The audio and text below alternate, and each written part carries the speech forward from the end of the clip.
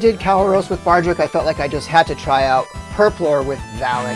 DorkLair! Welcome to another DorkLair action figure review. Today I'm taking a look at the Mythic Legions Vallak. So while I'm waiting for my big order to come in, probably a couple more weeks on that, I finally got my hands on a couple more Illythia figures, courtesy of Trevor Williams, 1/6 shooter. Go give him a follow on Instagram and YouTube.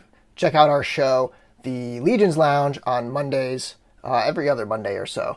And yeah, so thank you for loaning me a couple figures. I've got Vallak here, and then in a couple days I'll also review Varg, top to bottom, just like Bardrick. This thing is pretty much all new Illythia parts, and of course we've got this Falcon Cinder, his sort of familiar, who's looking to infiltrate Xylona's flock. Anyway, enough talk, let's get into this review. Okay, starting off with a close-up of the details on the figure, and it can be a little tricky lighting that face because it's so shrouded under that hood, which is actually glued on. This is sort of all one piece, this head and hood, although this piece is its own floating sort of cape, gathered cape at the top there. And you can see this new vampire sculpt has a very similar paint application and pattern as the Vampire Knight. There's actually quite a bit of sculpted detail in that gathered cape at the top. Again, this is a plastic piece, and then it sort of transitions into the fabric cape that's pinned underneath. And we have these new pauldrons as well that have this tapered effect that make them pretty versatile in my opinion. And this is a different torso than Bardrick, although the skirt and the belt are the same. Same arms as Bardrick. We have the fabric arms. Different pair of gauntlets. These are supposed to be sort of like all leather, and Bardrick's have like half metal, half leather on them. Got the cloth pants. We have the small loincloth piece there. Really cool how they painted these two-tone, these greaves that are the same greaves as Bardrick, but his are like metal all the way down, and of course like leathery on the back. And then we have the new leather feet, the leather boots, the leather hands. Yeah, so just like a lot of new fantastic parts and really good looking combination of them. Cool looking sort of ranger. This is neat. It's like a ranger vampire. His mission is to infiltrate the flock using his familiar. And since it's named, I'm not going to really call this an accessory, but a companion piece. We have Cinder. And Cinder has a hooded head, and that head does move. Like there is, that pops on and off. You can remove the head, and they've already put up their second bird of prey with a new head sculpt that's going to be coming out in the All-Stars wave. And this is not a swap out part. It just goes right over the gauntlet, and you just peg the hand in, and the hand holds Cinder on there, so slides right on.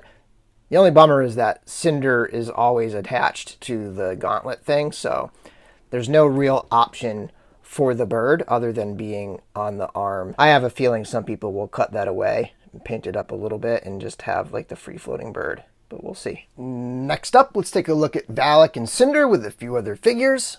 First up, we have a couple wave mates.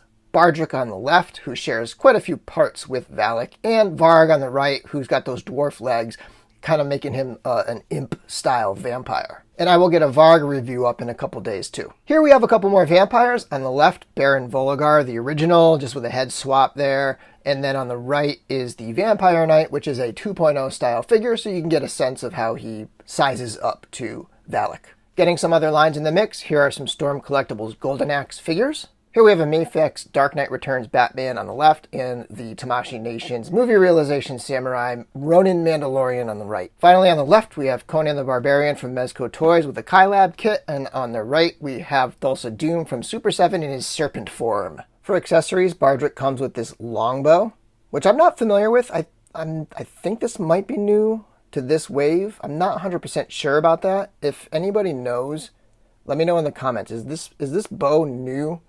This a new sculpt to the Illythia wave? To accompany the bow, he does have the quiver and the arrow. And the quiver has that latch that you can use to hook it onto the new belt. It comes with this sword that used to be a little bit harder to find, but it seems to be coming with more and more figures these days. But it's sort of a one-handed, longer sword.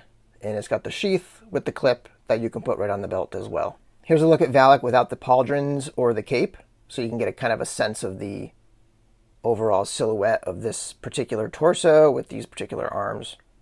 Now let's do a little swap in here. Not much, but I'm going to do a couple options. Some things I've seen in the Cabal, and one little interesting thing that I was not aware of. All right, first up, here's a cool look. I've seen some people do this. I'm not the originator of this particular swap, but we have the Sir Gerard head in pauldrons.